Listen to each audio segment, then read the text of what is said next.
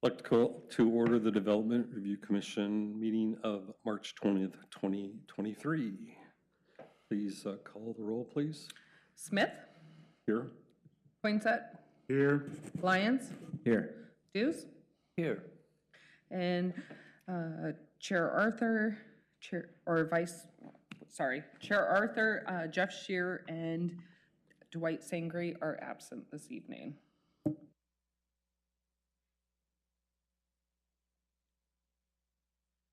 Okay, so for minutes,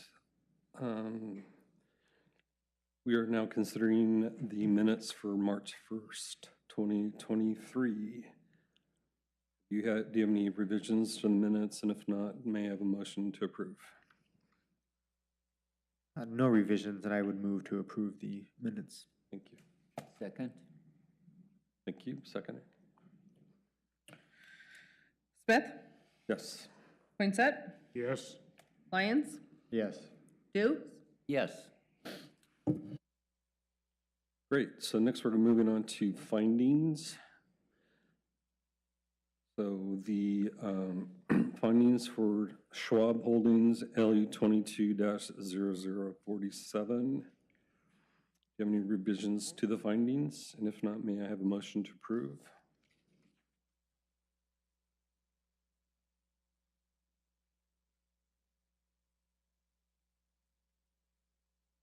I move to approve. Great, I'll second. Smith, Yes. Poinsett, Yes. Lyons, Yes. Dews, Yes.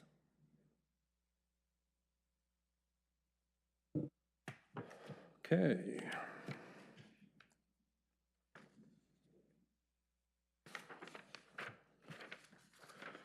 Next, we have on the agenda is a public hearing for LU 22-0029.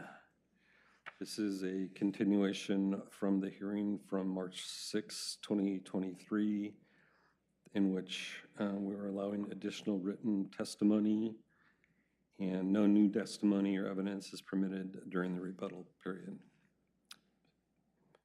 Mr. Boone.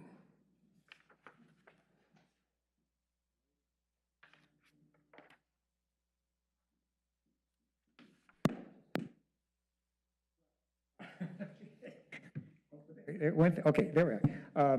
Yes, of course, this is a continuation of your prior public hearing. You have all the written material. I don't know if staff has any additional comments or summary from that evidence, and then from that, you can then ask staff questions and proceed to deliberation. Thank you, Mr. Boone and members of the commission. As I outlined in my memo on Friday, well, first off, as the chair said, a continuance was requested at the hearing on March 6 to allow time for additional public testimony. The commission granted continuance for written testimony only. The new testimony submitted included the following. It's a memo from the traffic engineer, the city traffic engineer, Will Farley, labeled F15, that addresses the questions raised regarding when a school speed zone is necessary. Mr. Farley explains that a school speed zone is not recommended along Boones Ferry Road and Twin Fir Road. Exhibits F16 and F17 are the applicant's response memos and noise impact study. Exhibits G205 and 206 include new public testimony in opposition that expresses concerns regarding potential noise impacts and the use of the city and private property to the north. The applicant submitted a noise study that found, while some outdoor play activity noise may be audible at the edge of the residential yards, the noise levels do not exceed reasonable levels, are similar or less than existing traffic noise levels, and would not be audible within dwellings. The city does not have a maximum decibel noise standard. The applicant's noise study uses DEQ's maximum noise limits as a guideline and found the proposed increase in students would meet DEQ standards. Exhibit G205 states the applicant will use the city property and private property to the north to meet the physical needs necessary with an increase in school attendance. As discussed in the applicant's rebuttal, Exhibit F18, the applicant does not propose to use the city property to the north or private property for the school use. There is no agreement with the Parks Department to allow the applicant to use the city property as part of the school operations. As discussed in the staff report under the conditional use criterion 3, that requires the site is physically capable of accommodating the proposed use. The application has shown all the applicable standards, including dimensional standards for our 10 zones, such as setbacks, parking standards, and the 15% landscaping requirement can be met on site, therefore demonstrating the site is physically capable of accommodating the proposed increase in student enrollment to 150 students. And therefore, staff is recommending approval with conditions after considering the new testimony received, and I'd be happy to answer any questions at this time. Do the commissioners have any questions with respect to the additional written materials? Mr. Boone, is the public hearing now closed?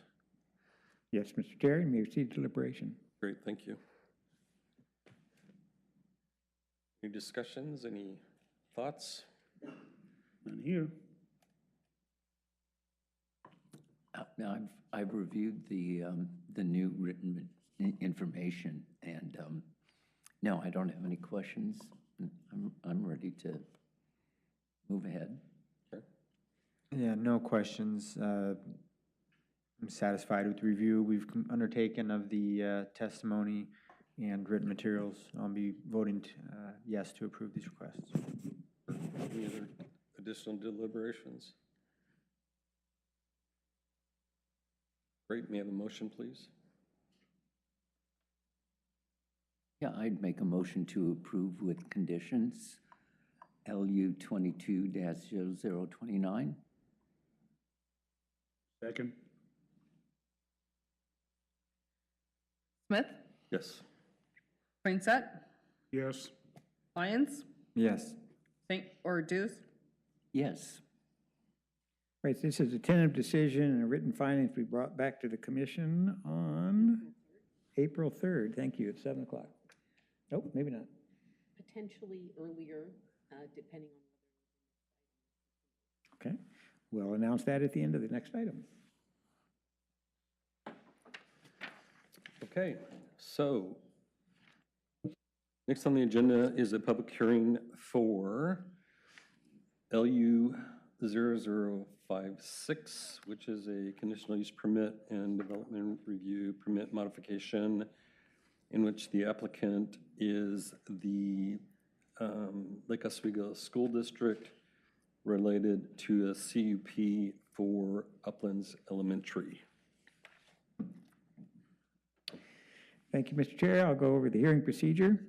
The public hearing process is as follows. First, there'll be a presentation by staff, then testimony by the applicant up to 20 minutes, then testimony by parties in support of the application, followed by testimony by parties opposed to the application, and finally testimony by those neither for nor against the application.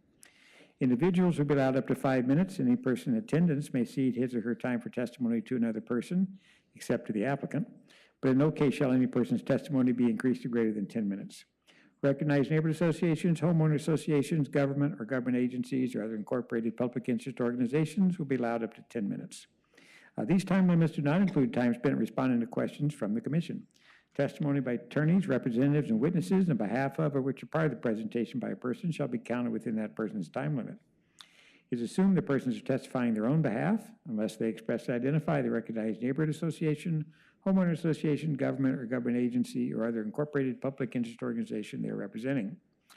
After testimony in favor, opposed, and neither for nor against in the applicant's rebuttal will follow up to 5 minutes. Following that will be commission deliberation, including a statement to the applicant by the commission of any proposed conditions of approval different than contained in the staff report, and the applicant's response to the commission's conditions of approval proposed following commission deliberation. As stated in the public notice, the deadline for submission of written materials was noon today. No written materials may be submitted to the commission tonight.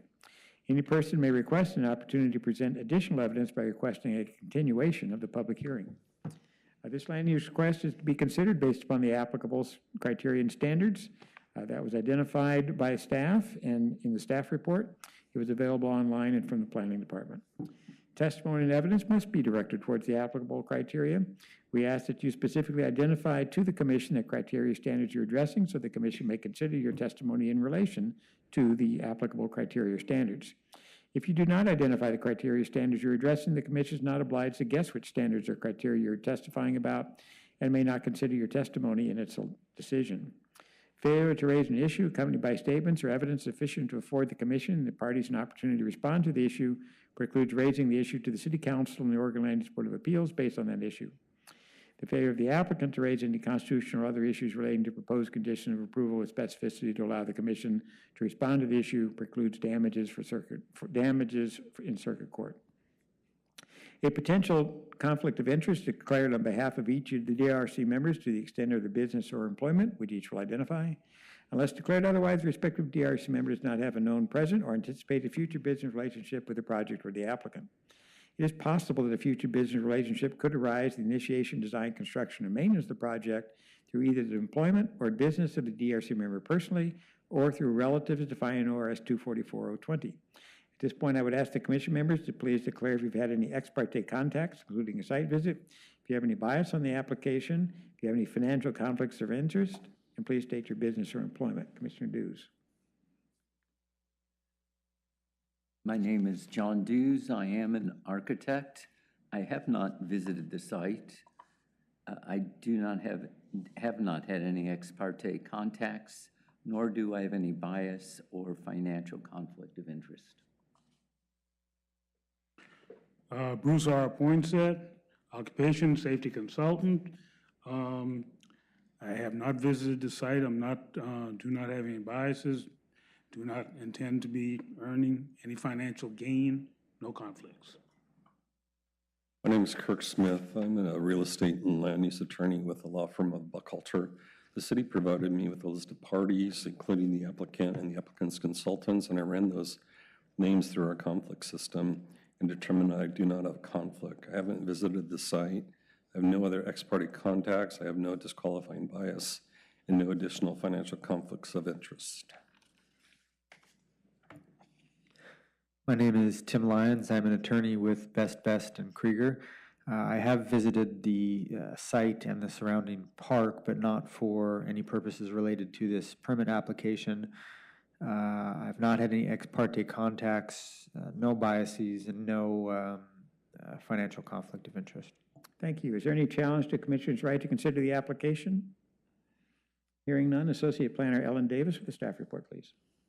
Good evening, Commissioners. My name is Ellen Davis. I'm an Associate Planner for the city. We will be discussing LU 2256, which includes placement of 5 new modular structures on the Uplands Elementary site, also some additional pavement for a bus loop, and delineation of a wetland that kind of sits in between the middle school and the Uplands Elementary School sites. They are a unified site, but we'll be focusing in on the Uplands Elementary School site for this project. On the site, you can see that we have the Lake Oswego Middle School to the north, Uplands Elementary School to the south, and those wetlands we'll talk about in a minute. It's sitting in between. We're going to focus on the Uplands Elementary School site again. The site is developed with an elementary school sitting at the center, and there's access off of Wembley Park Road in this area up to an existing parking lot, and there's another parking lot over in this corner. There's an existing modular already on the site, and an approved makerspace modular will be placed here. There's an existing covered play area and some additional outdoor play areas in this area that will not be changed or affected by the proposal.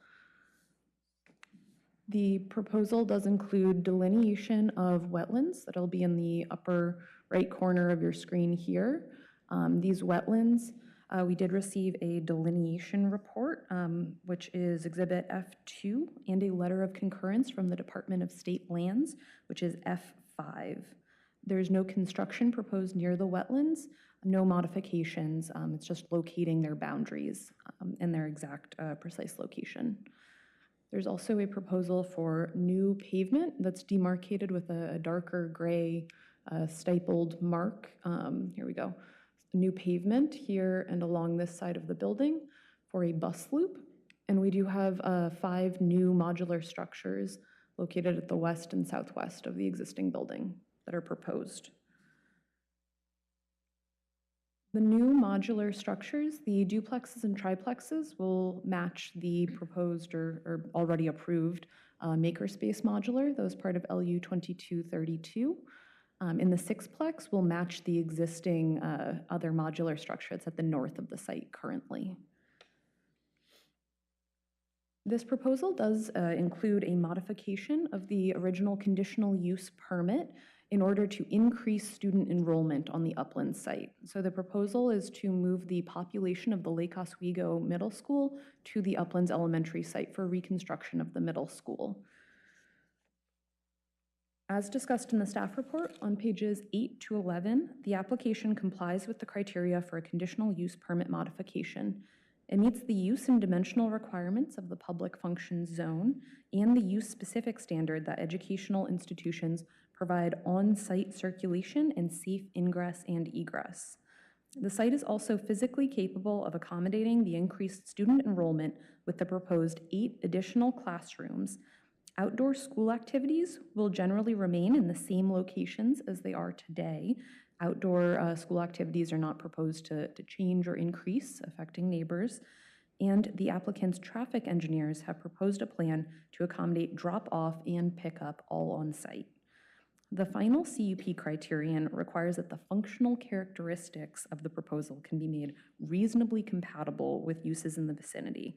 So let's get into some traffic. So with the proposal, the plan will show that trips on currently at the intersection of Country Club and Hazel, where the middle school site currently takes access off of Country Club.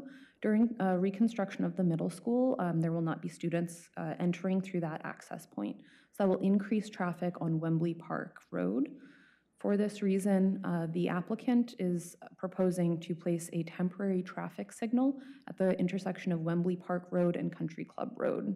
This is a condition of approval. It's condition C1 to place that temporary traffic signal in order to maintain Lake Oswego's operating standards at that intersection. To accommodate the increased number of students on site, the TIS, traffic impact study, shows that a new one-way loop will be provided around the school for bus circulation, and this is going to go in a clockwise direction. You can see the buses would enter here, they would queue up on the new bus loop around the school, and then we'll get into how they exit the school in a minute. So this map right here is showing just prior to school release in the afternoon, and this is showing some modifications to the stop signs and stop bars in the existing parking lot in this area and this area to accommodate more cars in the existing parking lot without adding additional pavement to this portion of the parking lot. And it would allow for 2 lines of traffic down the center aisle to accommodate even more vehicles and keep them moving. And the school staff is also proposed to assist in enforcing, ensuring that there's a do not block area and helping the parents get used to this new layout of the parking lot and keep things moving. So this plan is just prior to release in the afternoon. This plan would be showing how the school buses are proposed to exit the site. So once they're all loaded up with students and ready to go, then they proceed. The school staff are going to make sure that this bus area will be clear so that all of the buses will leave the site all at the same time. And that's the proposal for how on-site drop-off and pickup will be accommodated without having traffic queuing and stacking on Wembley Park Road. The existing school has been in continuous use for many years. This plan for on-site circulation, along with the temporary traffic signal at the intersection of Wembley Park and Country Club, will ensure that the increased student population will be reasonably compatible with the neighborhood without major traffic impacts. Staff finds that the conditional use permit modification criteria are met. And just in case there are any questions about parking, the minimum required parking for middle and elementary schools is based on the number of classrooms or the auditorium size, whichever leads to a higher number of spaces. Even with the addition of 8 new classrooms, the size of the existing auditorium at Uplands Elementary still sets the minimum parking need for 72 parking spaces at Uplands. There are already 97 parking spaces on site, so there are no additional parking requirements for this project. The proposed changes are really focused on accommodating the drop-off and pickup within the parking site as it already stands. And staff finds that all applicable criteria are met and recommend approval with the conditions listed in the staff report. Are there any questions?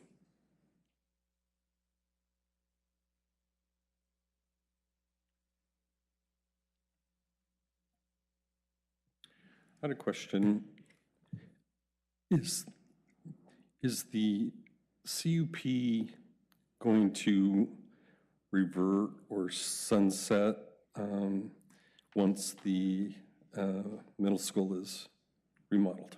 Yes, that is an excellent question. So in the conditions of approval C, including installation of a traffic signal, et cetera, we do talk about how once the middle school is granted occupancy, or I'm sorry, actually under condition D, we specifically state that after final occupancy is granted for Lake Oswego Middle School, the maximum student capacity of Uplands Elementary will revert back to the 597 students prior to the CUP authorization.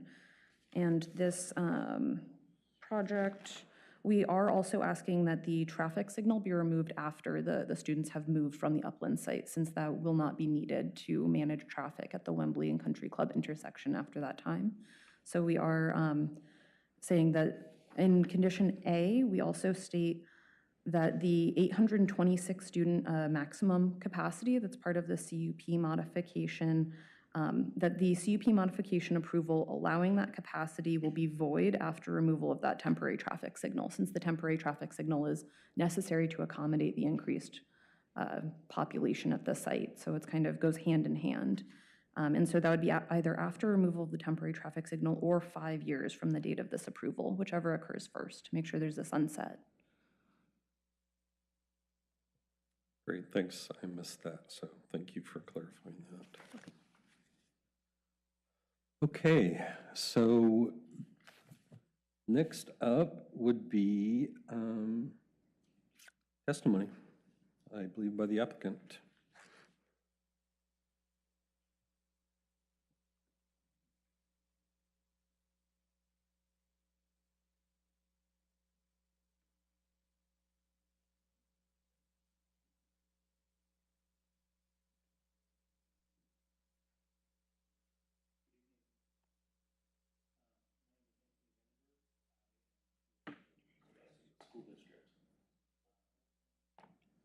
It is. Sorry, is this better? Sorry, I don't think it was close enough. Anthony Vandenberg, Lake Oswego School District. And I'm Sam Huck with 3J Consulting. We did create a quick presentation. We might go through that really quickly and then just turn it over for questions. Ellen did a fantastic job already describing what we're trying to achieve here. And really, this is temporary housing for our middle school when we get into rebuilding the middle school here as soon as we're done finishing our River Grove Elementary School, which you guys are familiar with.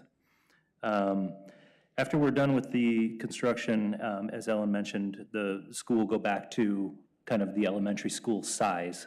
We don't anticipate in the future that we'll be needing to accommodate a number of students, the 800 plus students that would be here during the reconstruction of the middle school. So this will be the only time we'll be doing that. We do anticipate using the facility in the future for other developments. But as of right now, this is kind of what we're looking at for kind of the maximum usage of it. So we already went over a lot of this. So the zoning of the site, we talked about what the modulars look like, the daily orchestration that we'll be experiencing throughout the comings and goings each day.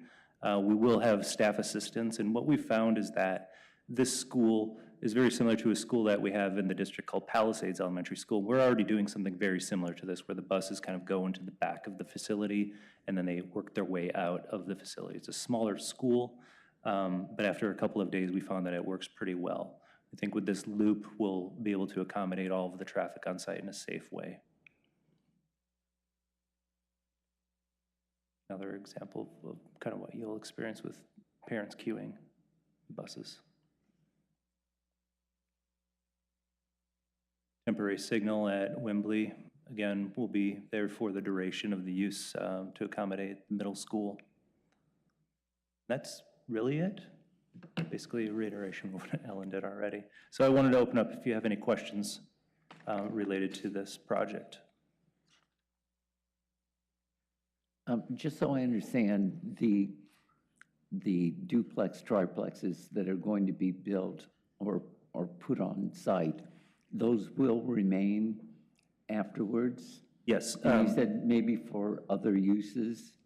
Exactly, yes. So, But at the same time, once the work is completed and the stoplight is gone, the population of the school reverts back to the 597, I believe it is. that is correct. Okay, so it won't be, you won't have an increase in the student population after that point? That is correct. So the modulars will be used for, right now we use them for after-school programs, so the 4 that exist there now. So we use it for band after school. We may use it for some support services that we have. Through the years, our programs at the district have grown quite a bit. So we have a lot of specialty programs, a lot more staff, so it might be housing for some staff. Our security folks are in one. We have a clothes closet that was started by some students in another, and some other really nice functions. So it'll be extra square footage. We own the modulars, so we're not leasing them. We may end up selling them at some point after this is all done, but haven't made decisions on that yet. Thank you.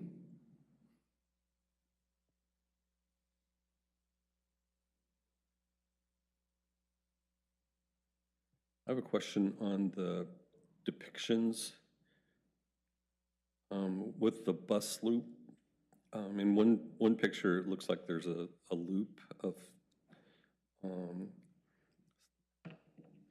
you go to that looks like there's a loop in which the buses are gonna come in and go around and then be on the, I guess, the north side of the site. And then the next picture, I was wondering if the buses were going through the modulars and going around so that It will. there's gonna be, so the buses are gonna be traveling through the modulars. Correct. They will be going between the modulars around in a clockwise fashion around the building and then exiting to the north. You can see how they would be exiting after arriving and dropping off. I was trying to envision buses passing children and classrooms, and I've never seen that before, so I was just kind of curious how that's supposed to work. We see it every day, and in fact, this is very similar to what happens right up the hill at the middle school now. We have buses on the south side of the middle school arriving, kind of turning around and going back out, and then they commingle with the parent drop-off at the front of the building. It's a little bit less than this, but the way that we'll do it is like all kids will exit and get into the main building. We'll have staff at points where they will be accepting the kids. So at the plan west side of the building is the main entry. Also on the south side, there's another entry point. So we'll have staff members at each of those that will be kind of collecting the kids as they arrive. The buses won't move until everyone's in again. Correct. It will take a couple of times before they get it right, but it'll, we'll have a lot of staff there at the beginning. Thanks. Any other questions? Yeah, just one more. I think I read in the staff report that there would be no trees removed as part of this. And on this, what we have up here right now, it looks like where the buses are coming off and starting their loop, it looks like there are a couple trees right there that, is that just That is correct. the photo of the aerial that those trees would remain? They are invasive trees being removed under a separate permit. I see. So we have our arborist on site that has made the determination. We've already received the permit for those. That is correct. There's no new tree removal proposed with this application. There was already an invasive permit that was already approved for those trees you're noting. I guess that's, have you completed your presentation then? Yes. Yes. Great. So then, next would be those in favor, if there are any.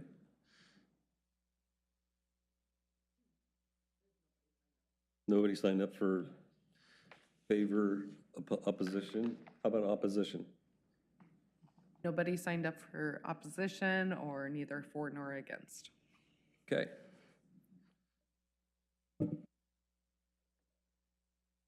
Mr. Boone? Prior to closing the public hearing, any person may request an opportunity to present additional evidence. If a request is made, the public hearing would be either continued to a date certain, not less than 7 days later, or the record shall remain open for at least 7 days after the hearing to enable additional written evidence or testimony to be submitted, and the commission would establish the period for any rebuttal written evidence to be submitted. Is there any request to request an opportunity to present additional evidence? Hearing none, unless waived by the applicant, the commission would allow the applicant 7 days after the record is closed to submit final written argument in support of the application. That would be considered part of the record, but not including new evidence. The applicant wishes to submit final written argument. Nope. We proceed to deliberation, Mr. Chair. Great, thanks. Deliberations, gentlemen. If there are any. May I have a motion then?